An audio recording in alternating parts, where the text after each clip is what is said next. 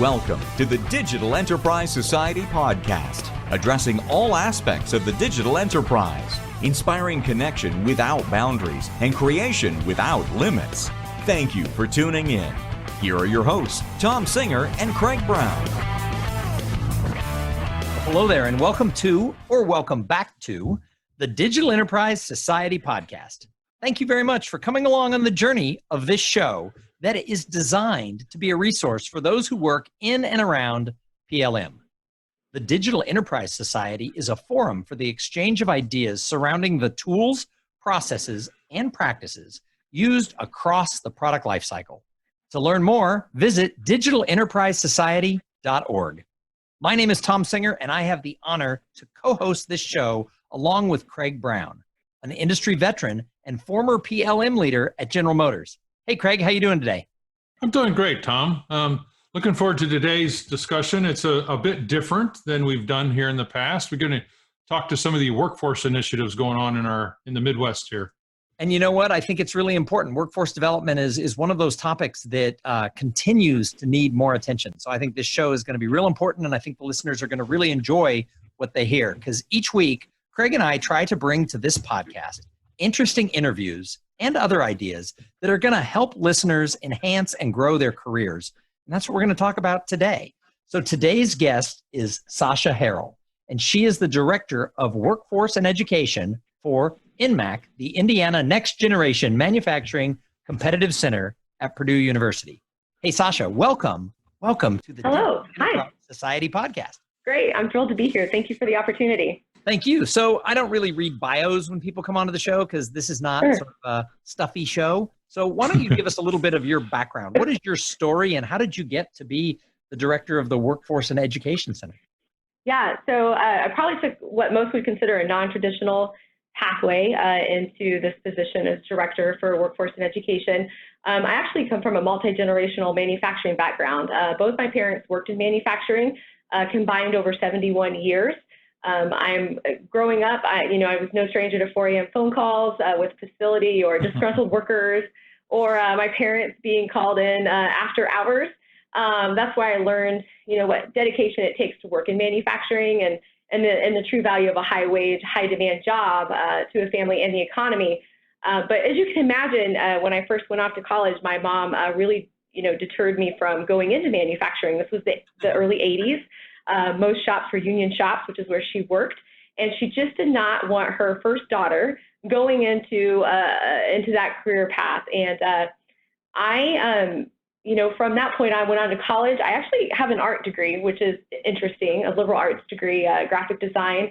Right out of college, I took a job in Atlanta, Georgia, where I found myself placing first, second, third shift workers in, lo and behold, manufacturing. I was placing CNC machinists, packers, pickers, production workers, and just really found that I enjoyed it. From there, I did economic development, where I really worked with attracting OEMs into our region. And as you can imagine, in that type of role, you have to really focus on workforce and the skill sets or skills gap and training that's available so that the OEMs know that they have a skilled workforce coming into your region. From there, I found myself at Caterpillar and Subaru of Indiana Automotive, where I worked in human resources role. And again, really focused on that workforce strategy, onboarding, and for some of those facilities, offboarding, if you will, when there was a bit of a lull in the 90s, late 90s. I was asked graciously to take this opportunity. I did do my master's work at Purdue University in curriculum and education, where I focused on workforce education. And so this is where I found myself today. Nice. Well, it's interesting, Craig, sorry to jump in on you there, but I recently spoke at a large conference in the manufacturing industry. And it's so interesting because it really does seem to be there seems to be sort of this rebirth and excitement around manufacturing that maybe wasn't there when your mom was going, no, don't go there. Correct. Absolutely. There's definitely a resurgence as we look into, Industry 4.0 or the fourth revolution. And, we'll talk more about that later, but there's a lot of excitement around manufacturing, and manufacturing is not what it was in the 60s and 70s. And, I always talk about shop class.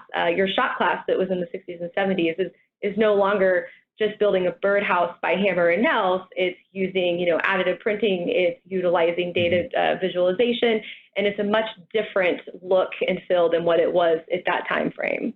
So, Sascha, this is something that intrigues me as I think about my generation and now looking back, trying to help with the members of the Digital Enterprise Society. There's two things, and I don't care which order we talk about them first, but there is this institute. It's relatively new. Some of us in the Midwest know about it, but a lot of people don't. I'd like you to give us a summary of why the institute was formed and what you hope to accomplish. But then I think one of its goals is to get the word out to people, whether they be still in high school or whether they be even in their first 10 years of their career, that they really should consider manufacturing. And I thought maybe you could enlighten us as to why, and maybe there at NMAC you've got some pointers for them. Absolutely.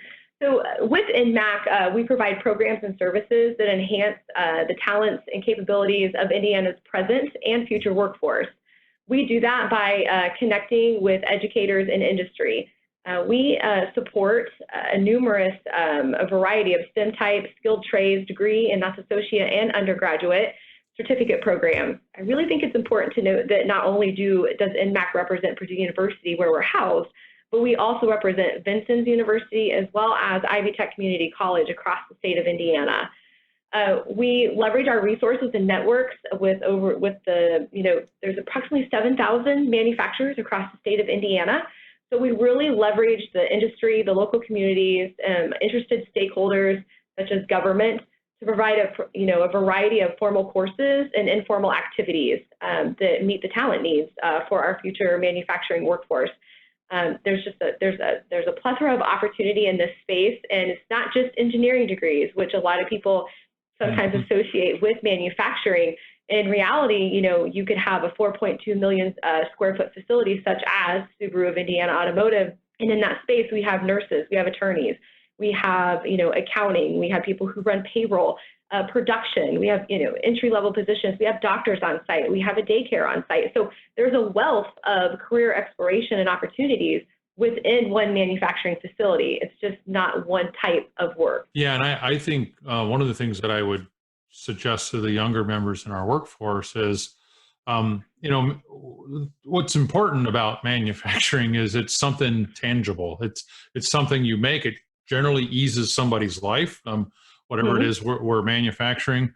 And frankly, it's much more easy, at least for me, to say, well, look, that gadget helps you do this job quicker or better. I think a lot of maybe the kids are worried about, or the younger folks are worried about, well, those jobs will just eventually move somewhere. Right. Do you get that kind of a pushback when you say, you really ought to consider manufacturing? And if you get pushback, how do you guys handle it there at NMAC? Yeah, and that's a great question.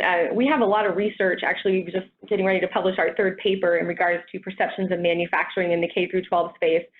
And, I think it's important to note, which I talk a lot about, especially with high school students, is that, by 2028, it's reported that there'll be 4.6 million manufacturing jobs to fill, and 2.2 million high-wage, high-demand positions will more than likely go unfilled. That's 53 out of 100 vacant positions. I tell them sometimes to think about a baseball team, a football team, and to look at the team roster and say, okay, half of those positions you cannot fill. Because of that, you cannot play. You do not have the opportunity to, have a team. And that usually gets their attention, and they'll start asking questions, well, what jobs are there? And I find even with talking with our students in the local region here in our region, in Indiana, Region 4, I'll have students, I'll ask, how many of your parents work at Caterpillar or Kirby Risk or one of the suppliers? They'll all raise their hand because, it's the largest GDP for our area. And I'll ask, well, what do they make? And typically they cannot tell me. And so, and they'll look at me and I'm like, we're at Subaru, an Outback car. And they'll all be like, oh yeah. And, but it's interesting. They don't understand that, there's a final product that comes out of, a said organization, or that, Caterpillar, supplies engines to mining trucks all over the world. And so when I look at that and I have that conversation, I always tell people, go in with a fact-based conversation versus an emotional-based conversation. They want to hear about your experience. They want facts behind it. and they want to make sure that you're being truthful and honest and say, it could be hard work, but it's very rewarding. And, where else do you get to have a complete and finished product from start to end in less than, 52 seconds, and you have a completely finished car, and those are the things. The other, point I would like to make is the fact that using common taxonomy or language while talking appropriately with those students. So sometimes when industry partners with a school, or they have, industry experiences such as field trips or camps or things of that nature, they use a lot of language that students are not able to understand. So, you may go and they'll be like 5S, PPE, Lean, Six Sigma, you could get a black belt. Well, heck, most engineering professionals don't know what those words are, but never mind. Exactly. And so the students we're finding through our research are actually leaving more perplexed than when they came in. And so we're in MAC from that really partners with the industry to help them better tell their story and to make sure that it's age appropriate for the audience that they're having. I always tell the industry it's like taking, let's say, a third grader and letting them go see, because it's October, Friday the 13th movie, right? And we allow for them to go see that, but emotionally, they're not ready for that.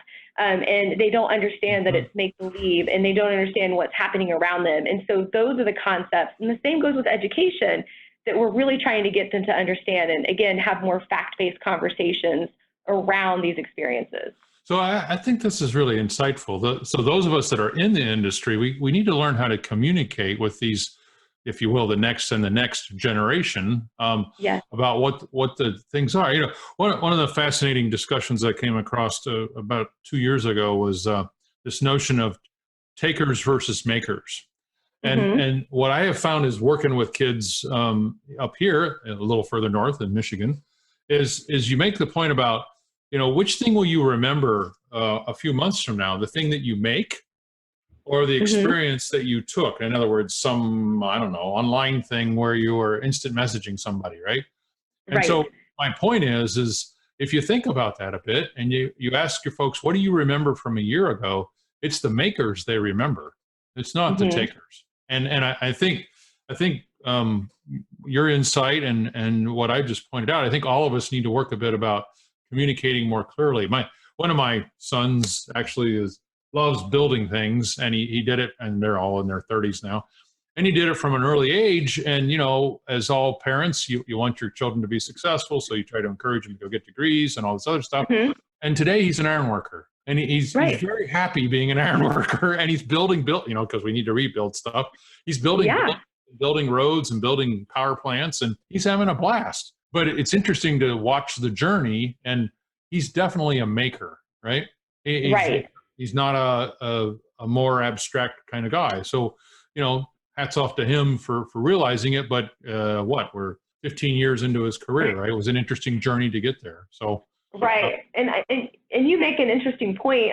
That's what we would call an influencer. So you're the person that's influencing, in a lot of respects, a decision that a student makes. And, that would be a parent, an educator, coaches, and mentor, somebody that they look up to. And research shows us that there is a misrepresentation of manufacturing from all ages, depending on what era of manufacturing you went through. And so, again, it's just stating earlier that the appropriate introductions will lead to knowledge gain and a more positive perception of manufacturing. And I'm sure probably with your son, once you are within a manufacturing organization, the majority of them pay for upskilling, they pay for continued education. And so, there's a debt increment for students that go straight into college. And the majority, about 85% of jobs across manufacturing only require a high school diploma. And so I think, again, that's where all of us, and that includes industry, education, government, coming together and really, changing that misrepresentation around and having, factual-based conversations to say this is what you will get and the experience that you get from a job or a career within manufacturing. Yeah, another thing that I remind you were talking about Caterpillar and Subaru there in the Lafayette area. Yeah. My hometown's a little further to the east in Western Ohio, but Whirlpool made huge investments to build more and more plants in that area, rather than taking them either south to Mexico or overseas. And so And that particular town really benefited from it, right? Because they went from a few thousand manufacturing jobs to close to 5,000 manufacturing jobs now. And again, for every manufacturing job, there's another, well, some people estimate 7 to 8 jobs in the community, right? From support services like medical to entertainment and restaurant venues, right? So it's interesting. What initiatives do you have going on right now that excite you, that you think will really help the new workforce, whether those be high schoolers or even the people in the first couple years of college? Yeah, so we actually have an internship program that we offer here at NMAC, and that's for incoming sophomores, either at Purdue, Ivy Tech, or Vincennes, where we pay for an 11-week experiential learning opportunity or internship or apprenticeship, whichever word you deem, or work-based learning. And we partner with OEMs, Tier 1, Tier 2, Tier 3s, and we, help them find employers, and we help the employers find students. And most internships are at a junior and senior level, and we really focus on incoming sophomores with early exposure. And then we also look at all plans of studies. So we're placing nurses, we're placing students that are looking at big data, we're placing accountants, we're looking at people that are studying law. And so we're putting them into, manufacturing experiences because those jobs are needed, even, financial services. And so, safety positions, anything of that nature, EHS, we're putting those students in. We're at 150 students currently. This summer, we are looking to have an additional 150 that will participate. And then we also have another program that works with actually K through 12, looking at what one would call Workforce 2030. That would be the kindergartners from 2 years ago. And we are implementing what we call NMAC Design and Innovation Studios. These studios partner with an industry. So Subaru of Indiana Automotive has what one would call a digital twin. They have a studio at their facility, and then they have 5 other schools, elementary schools, that have the exact same studio within their school. And that includes 3D printers. You're looking at Dobots with PLM. You're looking at coding.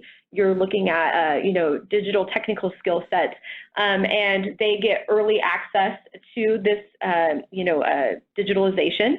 And then when they go into the industry, using appropriate instruction, they are able to emulate what they've done in the classroom in a manufacturing setting. And what we do is we tailor around jobs within that manufacturer. Mm-hmm.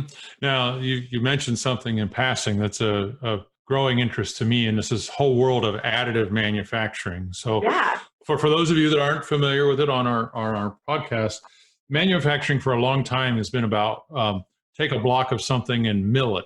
In other words, don't add to it, but rather take from it. So subtractive manufacturing. So you drill a hole, you whatever, or you bend a piece of metal to make a shape like a car fender. What's now happening is the same technology that's in your laser printer is being used to print or make an additive fixture. In other words, build up layers of a new kind of part. And because you're printing it one layer at a time in very small increments, you can make parts you can never, ever do through subtractive manufacturing. And so first, it's brand new, so it's new. You should be aware. And also, it's really affordable. People can buy a hobbyist printer for additive for making a model of something for just a few $1,000s now. It's actually quite amazing. And so one of the complaints about manufacturing, at least if you're trying to start a new company, is the cost of capital, right? It's really expensive to get up and running. Well, all of a sudden, at least for low volume parts, it's not so expensive to get up and running anymore. And so if you thought you had an interest in getting into manufacturing, this change in technology from subtractive manufacturing to additive manufacturing, it just changes everything. It turns it on its head. Do you guys at NMAC, are you helping get people aware that instead of, even use less material, right?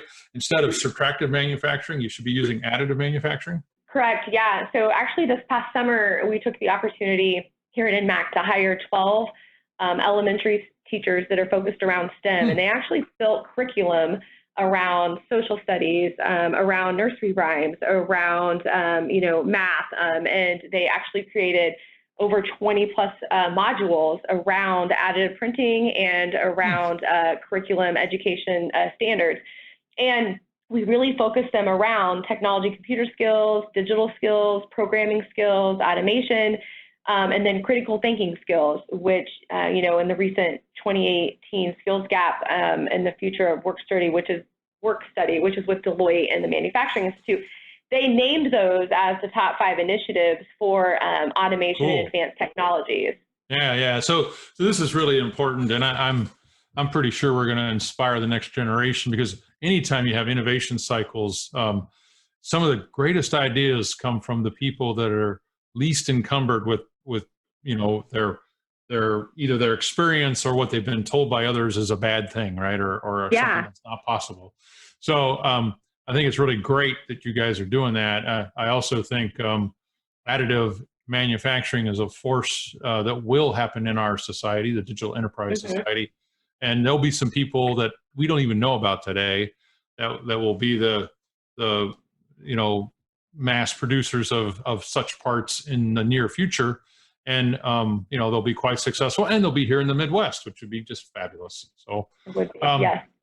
So what have we left out? What else should we know about K through 12 or even early college education in terms of why manufacturing is important and why they should seriously consider it? Right. So, as we've talked about throughout this podcast in regards to the high wage, high demand jobs, the fact that Industry 4.0 is here, we are currently in it, and that this workforce that's currently in it either has the opportunity to gain new skill sets. A lot of people talk about automation, and it's a lot of times a scary conversation for them. They feel that there won't be jobs for them because of this automation, when in fact that's not the case. The case is that it's a supplement, and that it allows for them to learn new age, new technology, new skill sets that allows them to continue their work, throughout the span of their lifetime. And it also enables them to work faster, safer. And so there's just a lot of attributes to this. The other thing to note is that for especially K through 12 and those students in post-secondary is to really explore the opportunities within manufacturing. It provides a wealth of opportunity. We also know that, it takes all kinds within manufacturing. And so all good, any idea is a good idea in regards to problem solving and critical thinking, and we need those people to participate. We know right now that unemployment across the country is at an all-time low, but we also know with a reciprocal business that is manufacturing that, if it goes down and it picks back up, we need those people. And, for the economy to continue to thrive, especially as we look at manufacturing from a GDP, we need these people. We need them. We need, the students that are currently there. We need the incumbent workforce that's currently working. And, there's just a wealth of opportunity within manufacturing across the state and nationally. Yeah. And so just my closing thought. So makers versus takers, it's better to be a maker, and additive is all about making as opposed to removing. So I hope people understand, and I hope you think about that. And when you want to know more, plug into the folks at INMAC, and there are similar institutes around the country, but give manufacturing a good look at. You'd be surprised how much fun it's going to be the next 20 years. Yep. Thom, back to you. So, Sascha, this has been really interesting, the stuff that you guys are doing. And like Craig said, there's other groups out there doing similar things in different parts of the country. This has always been important, getting the workforce sort of not only enthused to come for the jobs, but also trained up while they're in school. I was speaking about a year and a half ago at a manufacturing conference, and it actually was in Indiana. And I was going to be a speaker in the Master of Ceremonies. And I thought, I don't have a manufacturing background. I'm not from Indiana. I mean, I do speak a lot at manufacturing companies, but more like just workplace skills development, not the manufacturing side. And I started realizing when I was on the plane up there that, oh my gosh, I actually had Indiana manufacturing in my blood. My great-grandfather owned a very large furniture company in Indianapolis in the 1800s and the early part of the 1900s. And so that was sort of one of my jokes to the crowd is that I had Indiana manufacturing in my blood. And afterwards, somebody came up and talked to me because I made a joke about the factory, the building that he had built in 1886 still stood. The company, my family's ties to the company, and the company itself went out of business in the Great Depression. But the building was taken over by another company that eventually went away. The building was deserted. And about 8 years ago, it was redeveloped and turned into high-end condominiums and apartments in Indianapolis. And it's on Harding Street, so it's the Harding Street apartments, but the condos are the H. Louder condominiums. Well, that was H. Louder Furniture Company, and H. Louder was my great-grandfather. And somebody in the audience came up to me and said, "Do you know about your great-grandfather?" And I said, "Very little."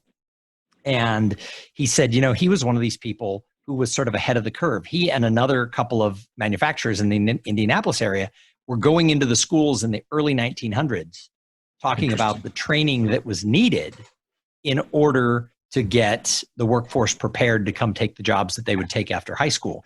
And so I think this has always been, for 100 years, this has been something that we've needed. And clearly now you and these other organizations around the country are really getting out ahead of it, going down to second grade. But you can't do it alone. How do you get more companies involved? Because from my standpoint, from sort of the outside looking in, this is great, but you can't do it with just Caterpillar and Subaru. You need more manufacturing companies to come join you and regionally these other institutes to help support this. How do you get the companies involved? Yeah, that's a great question. And that's something here at NMAC that we are really focused on. And that's where I talk a lot about that fact-based conversation. And that's where our research is able to go back and show industry that with the proper engagement, that they can have a better outcome. Many times we host an event or we host a tour and we're like, it felt good, we did it, and we feel like it made an impact. But unfortunately, we don't do follow-up to actually show, does it drive impact? Does it drive change? Does it change the mindset of those that attended said event or, industry, experience or a tour? Does it actually change their mindset? And going back into that high school level, our research shows that it actually does not. And so, that's where we're going in and having that fact-based conversation to talk about, we need to change this. We need to change the model in which industry and education are approaching manufacturing and career awareness. And, right now we're gaining interest, and industry is saying, you're right. Okay, this makes sense. We had not went back and looked at, is it actual giving us, an ROI? And that there's a better way of doing it. And so that's where we're benchmarking success stories. And again, just having fact-based conversations around how to engage and how to, change that the misperceptions of manufacturing. It's not going to happen overnight, but it is a steady conversation. But industry as a whole coming together can make great change. When you look again at the impact that manufacturing has, it only takes a couple to stand up and say, we're going to lead this charge. And we have those, and people are getting on board. And with that, we're able to change policy. That's something we did a couple of years ago within industry, where you look at education and you look at career and technology, CTE pathways, and how those are managed within education. But it takes everyone, as I've stated before. It's going to take industry, education, and government policymakers to really come together to forge that change and to change that perception. So if people are listening to this podcast and they work for a company and they think we should be one of those leaders, we should be partnering with government and with industry, how do they get their company to get involved? Right. So for some companies, they actually have a government relations group. For a lot of the tier 1, tier 2, tier 3s, they do not. And so that's where, a catalyst or, a convener such as NMAC can help with that conversation, where we have industry partners here at NMAC and we work with them on a daily basis. We work with, the Indiana Manufacturing Association. We work with a lot of groups within this space to where we can pull together one voice. And so it's not that they have to do all the heavy lifting, but it allows for them to open up their doors and, to have partnerships, and then as well as to work with their community leaders and to just be engaged. Data will show us that it takes 7 points of contact before somebody either makes a purchase or listens or changes their mind. And so because of that, you have to have that network and that continuous rapport, either with your education system or education with industry. We know education is already so inundated. And so I take the approach of really championing industry to take the lead on this and to assist education and to help the policymakers. But if an associate and an employee is sitting at work and they're asking what I can do, you need to go talk to that person that, has the partners with the community organizations or with government and start leading that conversation. Awesome. Well, I hope somebody listening will go and hire their company to go get more involved, because I think what you guys are doing in these other groups around the country, I think it's important to the future, not just for manufacturing, but for everybody, for the whole economy. So thanks for all that you do. Any last thoughts, Sascha? No, not at this time. Sascha, thank you. This has been wonderful. Yeah, this has been great. This has been a real thought-provoking conversation. I appreciate you spending some time with us here on the Digital Enterprise Society podcast. Hey, everybody who's listening, join us each week for more thoughts, ideas, and information in and around product lifecycle management. The Digital Enterprise Society is the place for the exchange of ideas around digital manufacturing tools. Check us out at digitalenterprisesociety.org. You've been listening to the Digital Enterprise Society podcast. Learn more about what you've heard here today at digitalenterprisesociety.org.